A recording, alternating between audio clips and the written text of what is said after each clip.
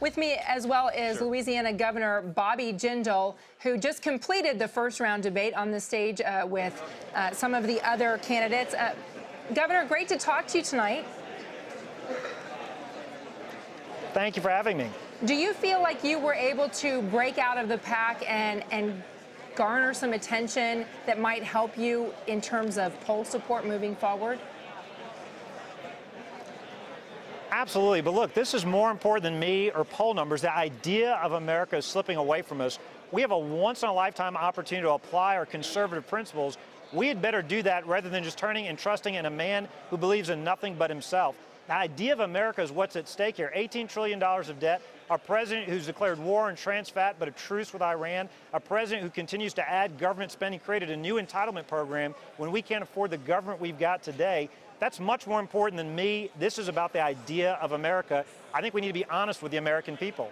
Governor, are you telling me that you're embracing an ABT stance and anyone but Trump? No, look, what I'm saying is we have a once-in-a-lifetime opportunity to embrace our conservative principles. Let's not miss this opportunity. It's not enough to elect any Republican. I mentioned tonight, we've got a lot of members of the Surrender Caucus in D.C. already, the D.C. establishment, these House Republicans, Senate Republicans that roll over to the president every chance they get. You heard it tonight. They don't want to fight to defund Planned Parenthood, even after these barbaric videos. They don't want to use the nuclear option to stop Iran from becoming a nuclear power. They don't want to fight to get rid of Obamacare. They don't want to fight on amnesty. It's not enough just to send any Republican to the White House. We need somebody who will make big changes. All these Republicans say they want to shrink government.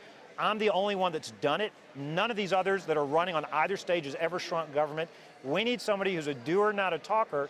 Incremental change won't be enough to save our country. It's not enough to elect just any Republican. Let's elect somebody who will fight for us.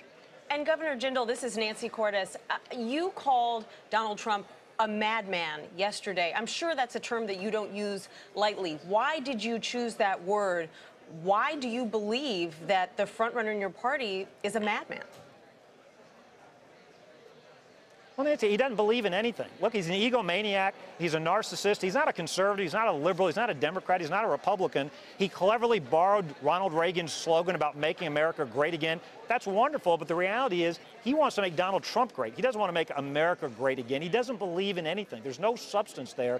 I love the idea of Trump. He's an outsider. He takes on the D.C. establishment. He's politically incorrect. Love all of that.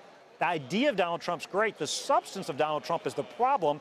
He's an egomaniac. We shouldn't waste this opportunity to save our country. I think the country is hungry for big change. They're giving us an opportunity to apply our conservative principles. Let's not waste it. Governor Jindal, this is Rick Davis. Good to see you on the stage tonight. I wanted to ask you a question. You engaged in a pretty heated debate with Lindsey Graham over shutting down government. And it seems to me for the guy who was sort of promoting the 11th commandment when you came into this debate, you're throwing a lot of weight onto the Republicans in Congress for not accomplishing anything. I lived through the Bob Dole campaign in 1996 when the government shut down and killed any chance he had of being president. Do you really think shutting down the government today is going to enhance our ability to win? Well, Rick, two things. One, I don't assume that President Obama is going to shut down the government simply to continue to send taxpayer dollars to Planned Parenthood. But at least let's fight for our beliefs. If we're not willing to fight against Planned Parenthood, if we're not willing to use the nuclear option to stop Iran from becoming a nuclear power, if we're not willing to fight against amnesty, what good is having the majority in the House and the Senate? I'm angrier at the Republicans than the Democrats. At least the Democrats are honest about what they believe in. They're honest socialists. The Republicans, they're lying conservatives. They say one thing to get elected, and then they do another when they get to D.C. I wish they would fight half as hard as the Democrats did for our principles. Now's no time to have a second liberal party or a cheaper Democratic party. We need to be a conservative movement. That's why I'm ready to fire everybody in D.C. and say, go fight for what we believe in. So, Governor Jindal, given the fact that you're polling at less than about 1% support right now, that you were in the undercard debate now for a second time, how long do you think that you can continue your campaign for presidency?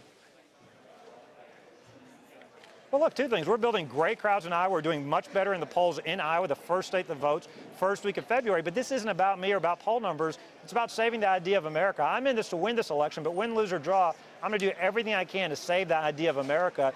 That's what's at stake. That's why this is such an important election. We can't afford 4 more years of Hillary Clinton, of President Obama's policies, but it's not enough just to elect just any Republican. We need somebody who will fight for limited government, fight for a stronger American presence that understands peace through strength works, that will fight to reverse not only Planned Parenthood funding, but also fight for our religious liberty rights. These are important fundamental principles at stake in this election. I'm fighting to save the idea of America. I'm going to give it everything I've got. Governor Jindal, I want to extend the invitation to you. If you want to join our watch party here on CBSN, you're more than welcome to do that, even there from the Reagan Library in Simi Valley. Thank you so much for your time. Thank you for having us. Have a great night. Thank you, guys.